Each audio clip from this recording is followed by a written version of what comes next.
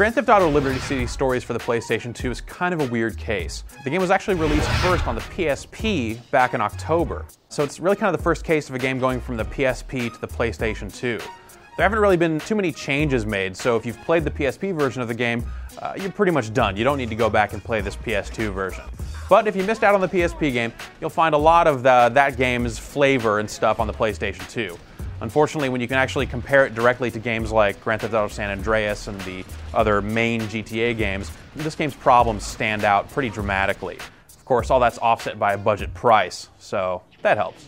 Liberty City Stories tells the story of a guy named Tony Cipriani. He's your typical kind of mobster, mid-level guy working for the Leones.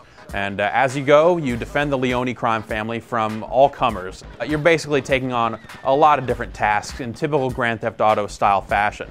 The missions, however, were originally designed for the PSP, and they're actually a lot shorter than what you've come to expect from the more recent Grand Theft Auto games. You won't find these big, epic, multi-part missions here. It's generally, pick up a car, drive it someplace, go kill a guy, get his phone, bring it back to somewhere else. Real kind of basic stuff. The other big problem with Liberty City Stories actually has nothing to do with its roots as a PSP game, but more has to do with its roots as kind of a side story to the main GTA games. You really don't get the feeling that as much attention was paid to putting the characters into interesting situations, and the game wasn't really written with a whole lot of depth to it. So the characters aren't really likable, they aren't really that interesting, and the story just kind of goes nowhere. There are a few blown chances here and there. Eventually you kind of become a made man and go rise through the ranks in the mafia.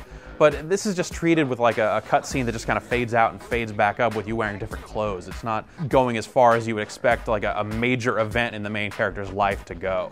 As a port from the PSP to the PlayStation 2, Liberty City Stories on the PS2 is a really murky, kind of dark-looking game. It might have a longer draw distance than the PSP version did, but at the same time, like the character models and stuff like that really are pretty low poly. It's really not that impressive looking.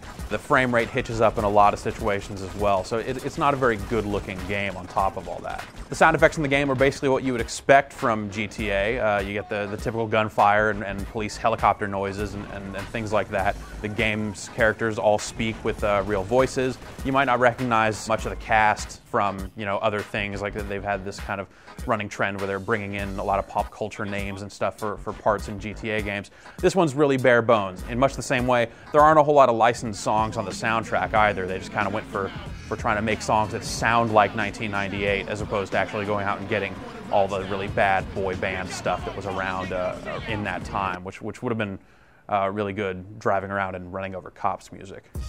All things considered, GTA Liberty City Stories is a good game, and it's largely due to its budget price. That really helps you overlook a lot of the game's problems. But again, if you've played it on the PSP, there's really no need to go back to it. This is effectively the same game with the multiplayer stuff stripped out.